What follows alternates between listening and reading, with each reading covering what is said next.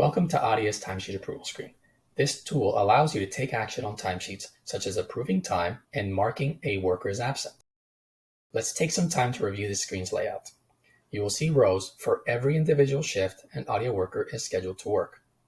From left to right, we see their account's profile picture, their name, the assignment name they're booked to, their check-in time, their checkout time, if the shift has a break, the total amount of time worked, the edit time button, the approve button, and the absent button.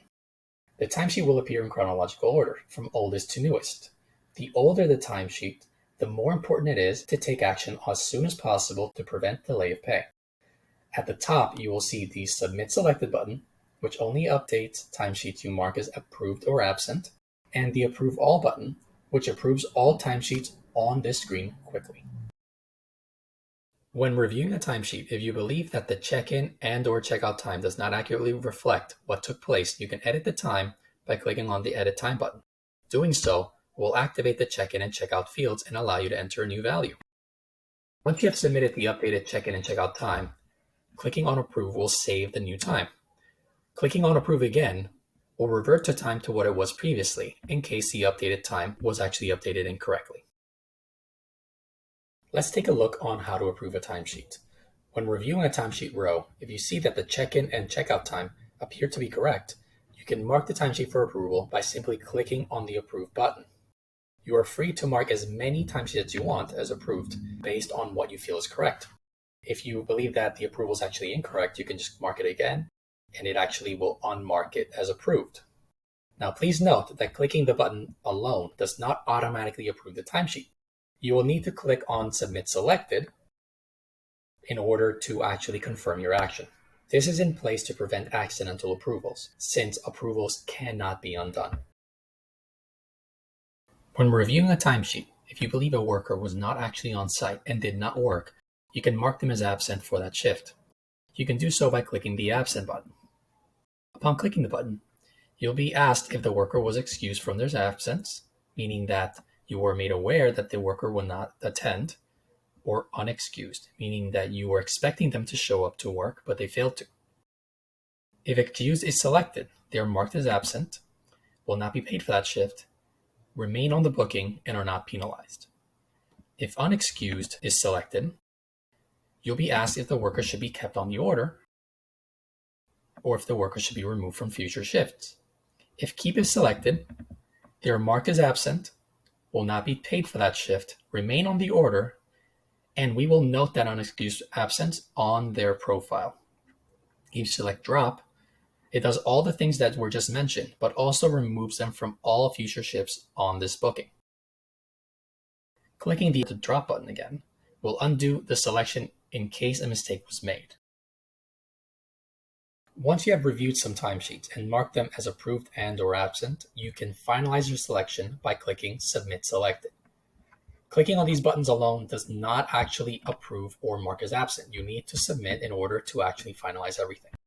Once you click on Submit Selected, you'll actually be giving a summary of what you're going to be approving in regards to the total amount of hours and how many timesheets you're actually marking as absent.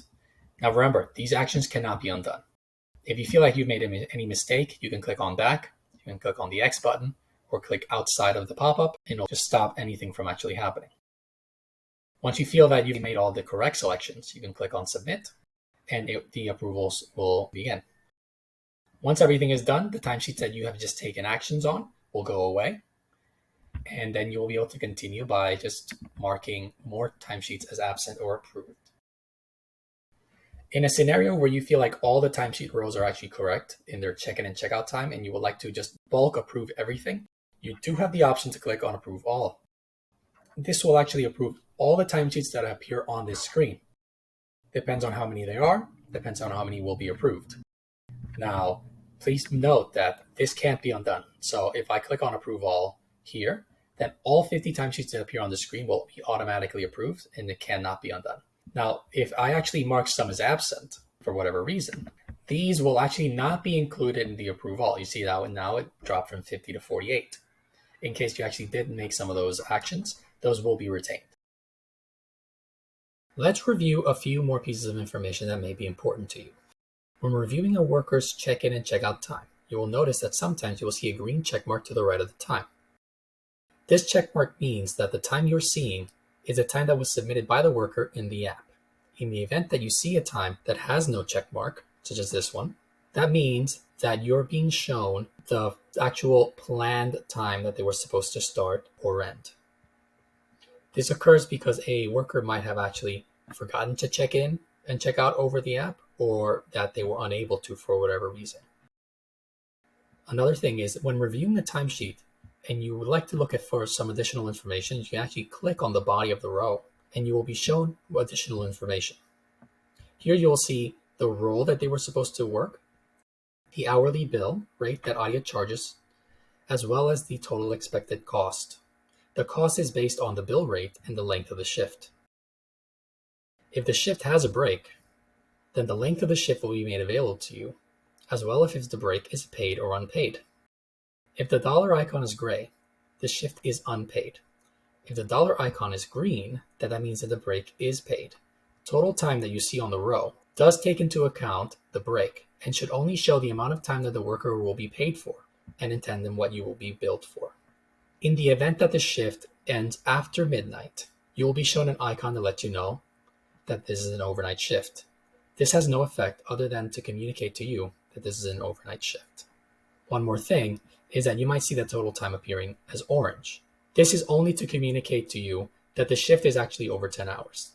Now, this is fine, and there could be many shifts that are actually over 10 hours in length, but this is made just so that you are aware that this is a long shift, and in case that there is some mistake, that can be corrected before approval.